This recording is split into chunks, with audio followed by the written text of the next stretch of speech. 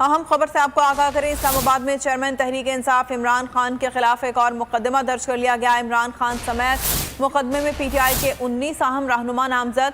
थाना पारा में दर्ज मुकदमे में इमरान खान, शेख रशीद, असद उमर, मुराद सईद, फैसल जावेद के नाम शामिल हैं।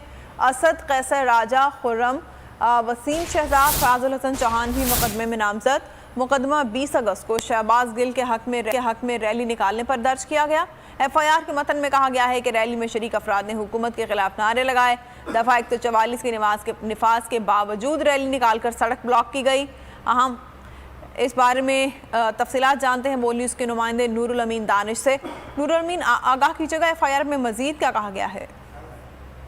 देखिए जी, 20 अगस्त को के हक में इस्लामाबाद में 0 पॉइंट पर रैली निकाली थी, जिसकी क़यादत चेयरमैन पाकिस्तान तहरीक इंसाफ इमरान खान ने की थी।